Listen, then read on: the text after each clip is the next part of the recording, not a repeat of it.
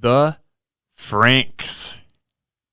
And you thought that we were done talking about France.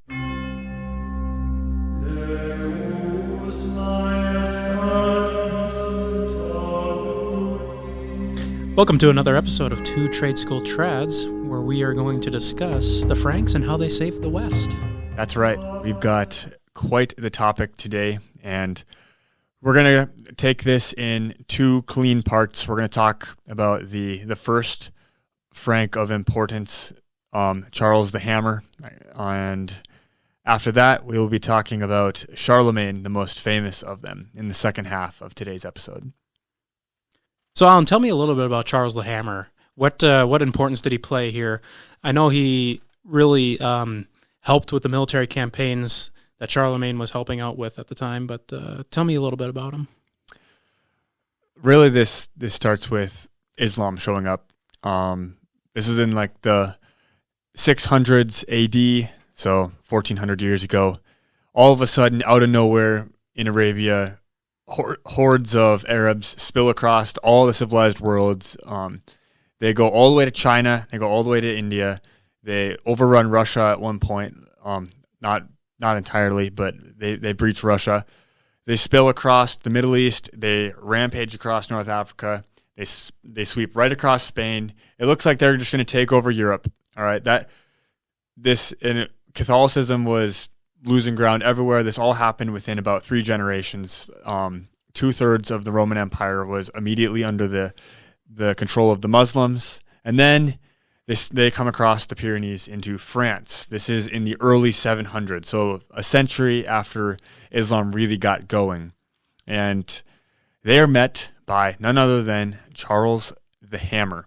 This guy is really important, but to really understand how important he was and how the Franks actually saved the West, how this guy saved the West, we have to understand, like, Islam, like, nobody could beat the Islamic cavalry at this point. Like, when their cavalry charged, they were light cavalry, they were swift, they would just overwhelm you on both flanks in battle. They were virtually unbeatable. The walls of Constantinople were too tall for them to ride over, and that's what stopped them in one area. The Himalayas literally locked them in on the other side. And the final side was France. A full millennium before the French Revolution, France is in dire straits because the king of France is in decline. He's lost most of his power. He's of the old line of Merovingians that dates back to King Clovis. Way back, we're talking ancient history now, like 400s AD. Okay, this is King Clovis and his beautiful wife, Saint Clotilde, who has like a super epic cathedral built in her honor in Paris. That's like, or actually it's a basilica, not a cathedral, but it's absolutely like, you just gotta visit it, Jack. It's Where is it again? It's in Paris. Okay. It was built in the 1800s actually, so very recent, but it's a Gothic basilica. Anyways, I digress. The Clovis is the first one baptized. So the Franks, there was a German tribe, become the first like Catholic tribe of these Germanic peoples. They settled down in what's now France, what was called Gaul, and kind of set up a kingdom there. And it's kind of uneventful for a while. There's politics that happens, of course. The kings slowly lose their power, though, and they go into decline. We get to 700s AD. Muslims are starting to stampede into France, and the kings are powerless to stop it. In comes Charles Martel, all right, Charles the Hammer, enter stage right, and he comes in, and his official role is mayor of the palace.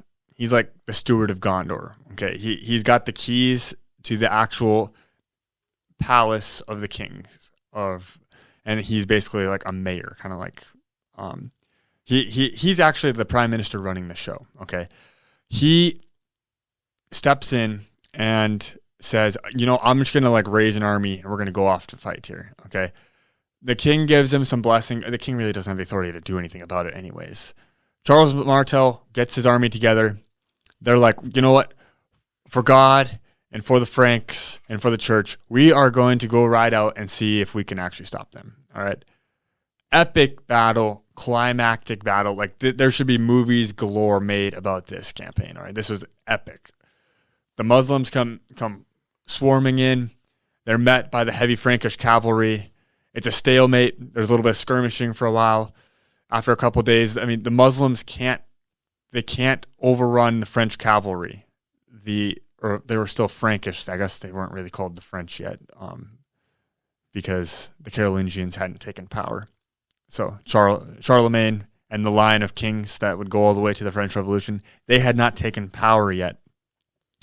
But Charles Martel comes, epic battle in Tours in 732 AD. And Islam is crushed. They are crippled. The Muslims don't dare venture into France again for at least 100 years. They'll try with some piracy and stuff later. But virtually, Europe is saved in one climactic battle. Charles the Hammer, he is called ever after, annihilates them. So what was the Muslims' objective kind of coming in there? Was it all just pillaging and expanding the empire, or was there some other reason that they were coming into France to begin with? It was a holy war, jihad. Mm-hmm. They wanted to conquer the world, and they were given a divine right to do so, supposedly, by their prophet of sorts, Muhammad, which he may not have existed. Yeah, isn't the first real scholarly source from around like 600? Well, like the first reference to him was written like 50 years just about after his death, and it's not super reliable. And like the facts about his life aren't laid out for hundreds of years later, which is a little bit sketchy, especially in a rather uncivilized society like Arabia was in the 500s AD when he supposedly lived. Interesting. To wrap this up anyways, Islam was on a great crusade of their sorts to conquer the world, rid the world of all non-Muslims, and they had considerable success. But this is the only instance that they are stopped. On the field of battle, it's by the Franks. It's really due to divine intervention that Europe is not overrun during this weak period. And Charles Martel becomes king later on, correct? He does. His son does. Especially after that battle, the Arabs cease to be a problem, but the authority now rests with him, mayor of the palace, which it kind of has already, but especially after this battle, everyone treats him as basically king, minus like the scepter and crown. Like he has all of the authority. He's calling the shots, and his son, his name is Pepin the Short, who he'll succeed his father in the role of mayor of the palace and having basically keys to the kingdom. And basically, de facto ruler of the Frankish kingdom. And so in 751, so 20 years after this climactic battle, he appeals to the Pope and says, "Can I be king? Like, I'm basically king. Can I be king?" And the Pope is like, "You know what? Like, this doesn't need to be pageantry. I mean, you basically are king. There's a little bit of confusion right now as to who the real king is. You know what? Like, I'm going to... I'm going to allow that to happen." And the Frankish bishops also consent. And the crown is handed over to Pepin the Short. But he's not crowned by the papacy. He's crowned in his own right. And so he becomes king. So Pepin the Short, who has two sons, Carloman and Charles. And so there's interesting things going on in Europe at this time. Over in Constantinople, in the remnants of the old Roman Empire right now, they just fended off the Muslims, and they're pretty safe behind like the thick triple-walled city of Constantinople. But they're lapsing into schism. Iconoclasm is setting in. There's definitely troubles on the Pope's shoulders at this time. And that's the Byzantine Empire at that point, correct? It is. And this is where things get really interesting, and we'll get into Charlemagne here shortly, because the Pope is beginning to get a little squeamish, little worried, because with the empire trying to still continue to exert political influence over the papacy and over Italy, the heresy that was taking over, mainly iconoclasm, but also a mixture of other heresies. The East was always plagued by many, many heresies. This is starting to become problematic, and the tensions between the papacy and Constantinople on this part cause some dramatic tensions, and they actually go to war. And so the Pope begins to look like, hey, maybe I don't have to listen to this. Because going all the way back to Constantine, there's a sort of marriage between church and state, which is characteristic of Catholicism in that it blends all the elements of the world together. It's so unique, diverse, and one at the same time. Like, it has all the physical elements of the world can be tied in with the spiritual elements, the theological and philosophical elements. It is all wrapped up in one. And that's true in the political realm, which is in this case governed by the spiritual realm, and they're united yet. So they're super tied together, king and pope, or emperor and pope. The pope is basically looking to get Constantinople free from heresy, so there can be peace again. But Constantinople is like, nah, Pope, you're going to listen to us because we got more money and more troops, and you're going to listen to us. The Pope's like, he starts to see what's happening with the Franks. They're growing in power. You got this very strong lineage of new kings that just came to line. He's like, maybe, the thought enters his mind, maybe we can start a new empire in the West. Yeah, and that empire is the Holy Roman Empire. And we all hear the story about how Charlemagne, on the Christmas Mass, where Pope Leo III reaches for a crown, puts it over Charlemagne's head, and crowns him Emperor of the Holy Roman Empire, or at that time, Emperor of Rome. There's some speculation about this. When the Pope does see his opportunity, he goes in and he doesn't crown Charles King of the Franks. He crowns him King of the Romans, and he ties the imperial title to this new title that has been given to Charles of the Franks. So this is a very bold move. And by the way, the reason Charles got it is because his brother Carloman, the older brother, he died in a younger age. So Pepin passes off the crown of France. Originally, it split between Charles and his brother. Charles's brother dies. Charles assumes authority and reigns for nearly 30 years before 800 AD, and the Pope wishes to speak with him, and Charles comes down to Rome.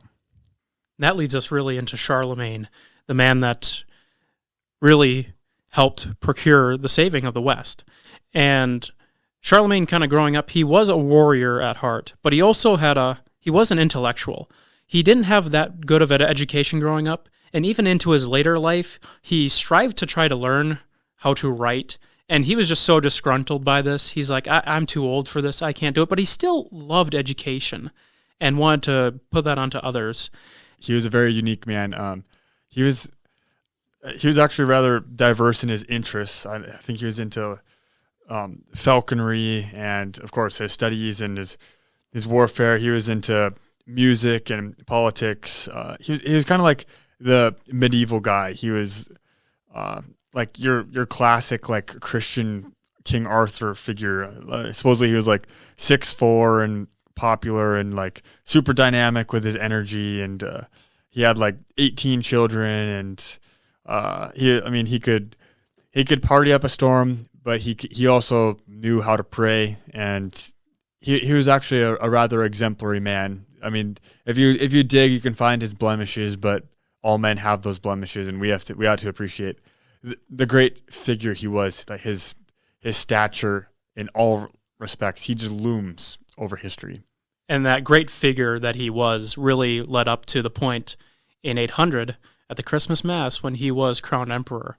Now, this was really a dig kind of at the Byzantines at this point, because the Byzantines did have an emperor, but the papacy basically said, nope, there's a new emperor in town. This is it. And what's interesting is actually the papacy had legal grounds to take away because if we understand that the papacy, like what's later laid out in Unum Sanctam, like that the Pope has authority over the temporal affairs of the world and like over Christian rulers. The Pope seized his opportunity, and when Charlemagne comes to Rome, he crowns Charlemagne Emperor of the Romans, Emperor of the West, and thus establishes a new Roman Empire directly under the papacy in Europe, and shifts the focal point of Christianity out of the East and moves it to Europe, where it will remain for the next 1,000 years or more. And the Pope couldn't have picked a better emperor at that time, because Charlemagne brought in droves and droves of just advancements, both in the intellectual, the transfer of knowledge, art, architecture. Politically, in his the structuring of his realm. Right. Charlemagne was very, very good at both establishing how his government works and also communicating that. One of the big things that he did, first off, really bringing back professionalism into law. Not really bringing it back, but actually establishing it. We haven't really seen professionalism in the law and how the legal system works, except from the Romans. And Charlemagne really brought it in. And the biggest thing that he did to do that was made sure that all verdicts, all laws were properly told to his people.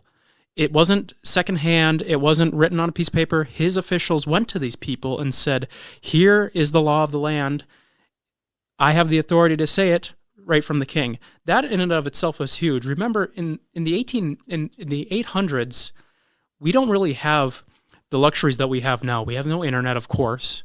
We don't have printing. We don't have mass literacy either.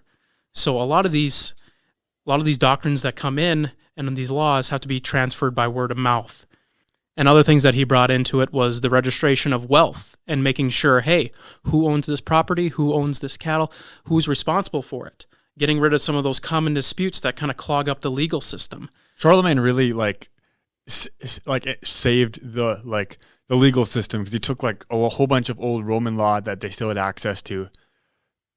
He tweaked it a little bit, added some more Christian elements, put a unique Frankish stamp on it, and then preserved it to us today. It kind of turned it into the feudal system and then came down to us in our present legal system, even in America here.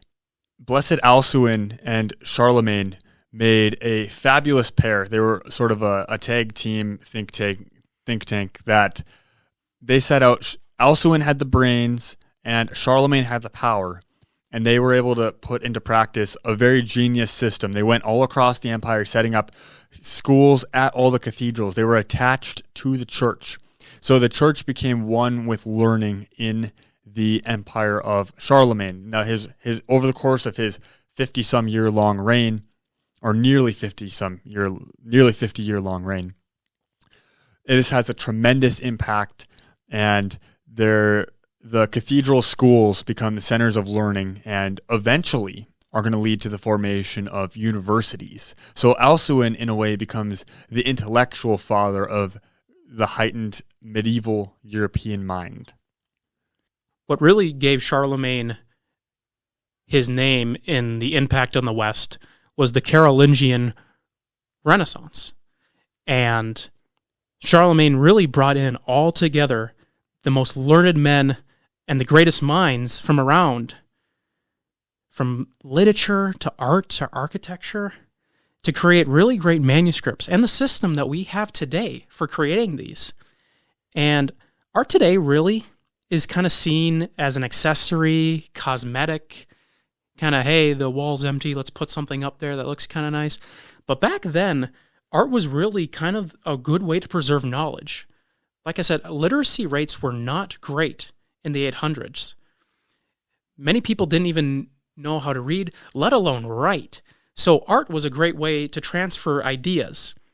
And Charlemagne really embraced that and wanted to develop that. And by developing that, he also wanted to develop all the intellectual fields from the old world. We talk about the Greeks, the Romans. He kind of wanted to bring all these ideas together and really just set a path for the West forward. So how does he attract all these great scholars to him? How does he get all these great minds to him? One of the great examples of this is the Alcuin of York. He's a blessed. Yeah. in the church, actually. He was a very saintly monk from the British Isles. Right, he is from Britain, and he was tasked by the king at that point of the Anglo-Saxony to plead to the Pope to grant an archbishopric to the region of York. And they still have that today, although it has fallen to the Anglicans. One day we shall get it back. Right. One day. One day.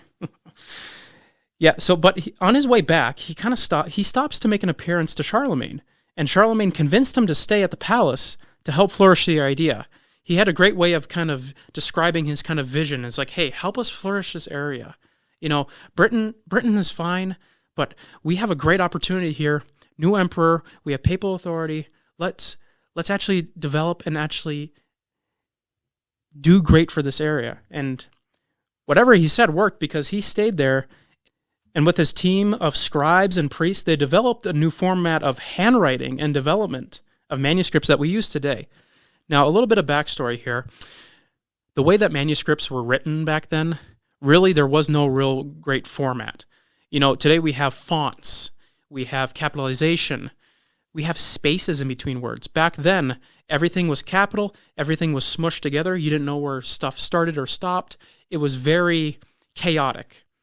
And for the time, it didn't really matter, because it was really just kind of reference for whoever wrote it. Because who else was going to read it at that time other than yourself or your superiors? But Charlemagne sought to change that. He wanted a way that they can transfer knowledge and really impose it onto others. And together they developed what we know as Carolingian minuscule. Basically, words matter. Fonts matter. Capitalization matters. Spacing matters now. I mean, look at the style that missals are written in. You have the first letter of really the main body of the text, big letter, colored, very artsy. Well decorated. Yes. And then it leads on in that kind of style. Of course, we take that for granted today, but back then, this was revolutionary. This was huge.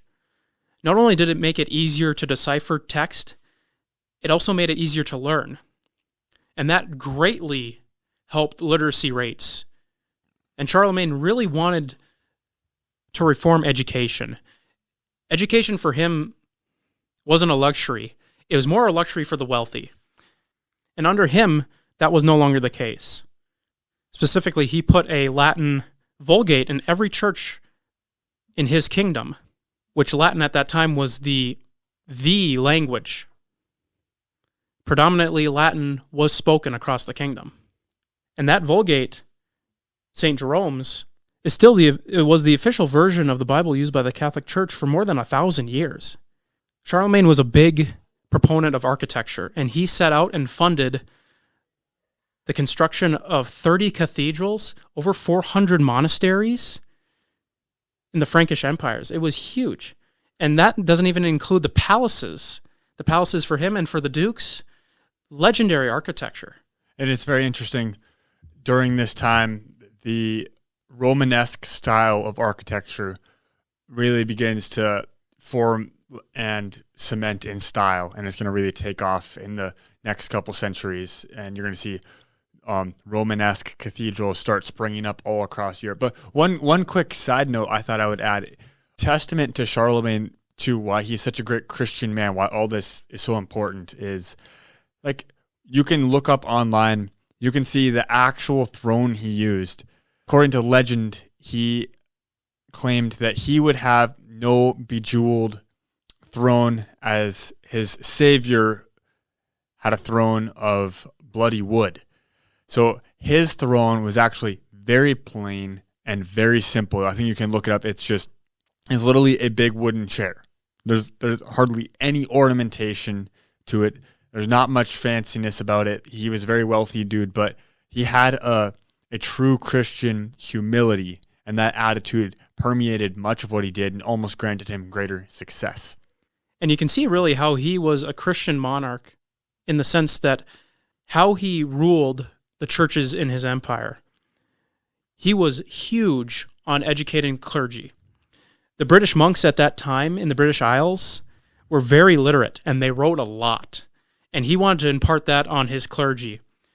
there's a story that he went to a mass once, and the sermon that the priest was giving was so bad that he said, all right, we're going to write down a bunch of model sermons that you can read from, or we're going to educate you so that you can write your own sermons, because we can't stand to have these terrible sermons anymore. And he really wanted to impart that on the clergy. We also see really how he enforced the churches to really be uniform. He was one of the first to really enforce tithing, 10% of all goods going to the church. He was a champion of the liturgy. He required all of his churches to follow the liturgical pattern set by Rome, no questions asked. This is a very remarkable thing at the time. The uniformity that he imposed on his empire was very lasting and would contribute to a very unique flavor that France carries down to this day. His empire stretched beyond France, but France was the heart of his empire. And there he sought entire uniformity of theology and in liturgical practice. And there was a variety of liturgical form out there at the time. There had been nothing standardized. During this Renaissance that's happening, this great resurgence in literacy, and he's teaching he's having scholars from all over the world come and teach the clerics their better literacy. He's working on their Latin again. He's working on making the books easier to read and easier to use. Yeah, there's a great uniformity right here, and actually these missals and these rites, which they're approved by the Frankish ordinaries, they are going to carry down through the centuries, and they're going to become the very central mode of worship throughout the Middle Ages. They're going to be the North Star. Everyone's kind of going to be trying to align to it, and the standardizing and the uniformity that he introduced is going to carry on, and the legacy is enormous, stretching at least 700 years. It's kind of Charlemagne's organization and model that carries on in the practice of the church. And I believe the modern church can really look back to this point in history and see this kind of straightening of the church as really the point of looking back to the history and seeing both the faults and the successes of the church. I think this is a huge point where people need to look back to and see this worked. This was huge. If you were to take anything away from the story of Charlemagne, really it was the capstone. It was enshrining Europe as a Catholic entity. Sure, Catholicism spread, Catholicism was around, but really to make it dominant, to make it the power that it is, he really spread it, and he really ruled it very, very well. And through his reforms and his actions had made it a powerhouse. Charlemagne did a lot of things. I mean, in the political sphere, he fought the Lombards, he fought the Muslims and always kept them in check. He fought the Vikings. I mean, in the literary realm, there was this flourishing. I mean, there was an age of chivalry that's remembered in all these great poems, like the very famous epic, the Song of Roland, about his conquests and his campaigns against the Muslims in Spain. But if you're not convinced yet, we should briefly discuss the hypothetical, Jack, of to convince you why Charlemagne is so important, why Charles the Hammer is. Why are we talking about this? Like, is this just some random guy back 1,400 years ago or 1,300 years ago who did his thing and it doesn't really affect us today? No, let's just talk about what would have been different had the Carolingians, Charles the Hammer, Pepin, and Charlemagne never existed. We can speculate. For sure, politically, things would have been much different. The Eastern Orthodox, had they split off from Rome yet, would have had a much more tremendous impact, and it would have been like a megaphone into the rest of Europe, because Europe was politically still dominated by the Eastern Orthodox or the Byzantine Empire, because the footholds of the Byzantine Empire stretched all the way over to Spain and Italy yet in this time frame. And politically speaking, Central Europe might not have ever developed the way it did, and there wouldn't have been the feudal system. What else do you think, Jack? If these three monarchs hadn't come to power, how different would the world be? Well, if Charles the Hammer wasn't there, I mean, everything east of France would be Islamic controlled. I think everything in Europe, including France, both sides of it, it all would have been.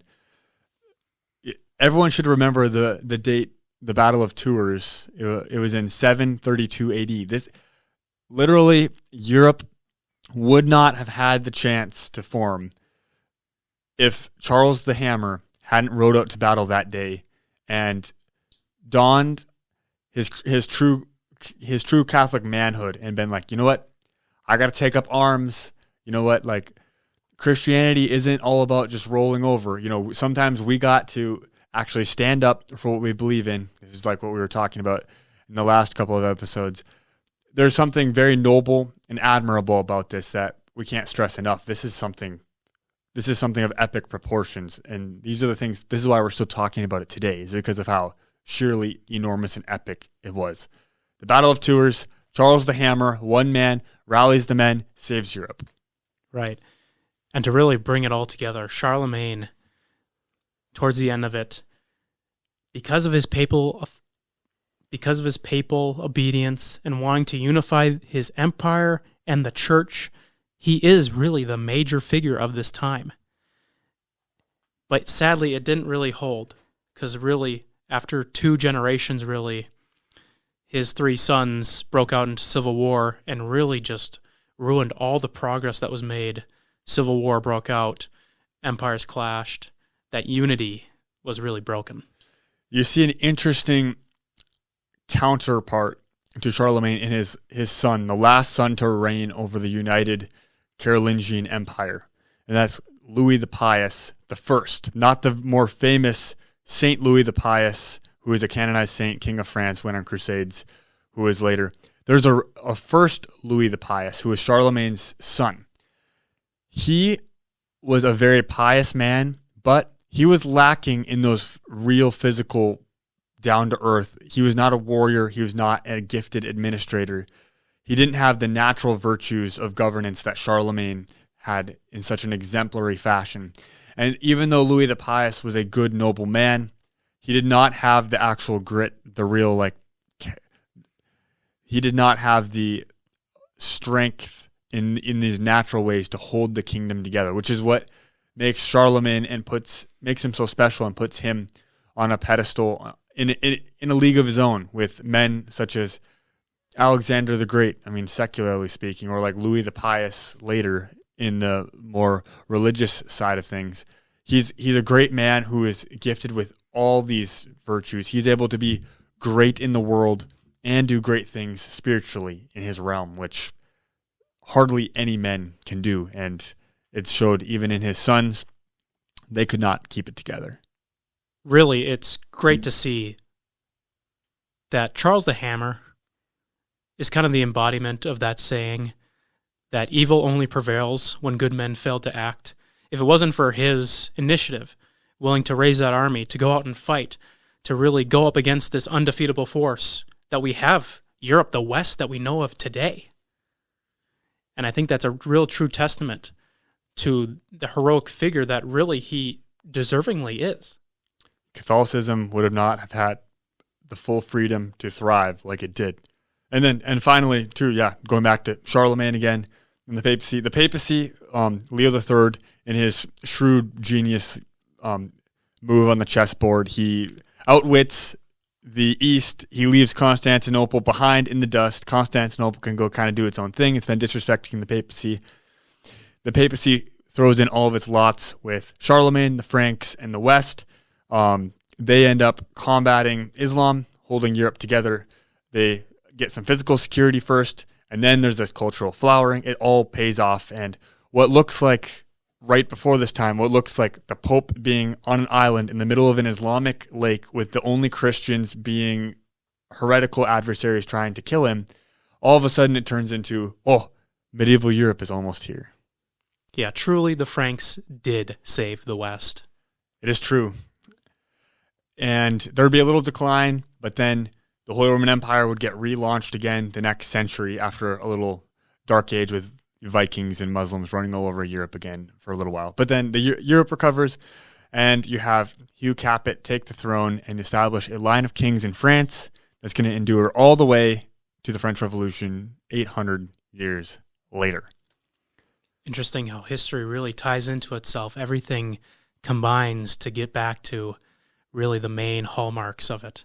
We didn't even talk, it's kind of interesting how history can be in cycles like that. Like we didn't even talk about how the parallels of like Charlemagne and Napoleon, kind of like these two emperors, one in 1800 AD, one in 800. Charlemagne gets crowned by the Pope, has lasting legacy throughout the millennia following him of greatness.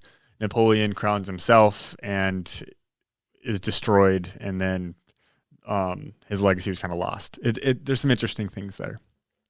And we didn't really even get into really those kind of time jumps. You know, we had 800 with Charlemagne being crowned by the Pope and having a long-lasting legacy that extended on throughout history.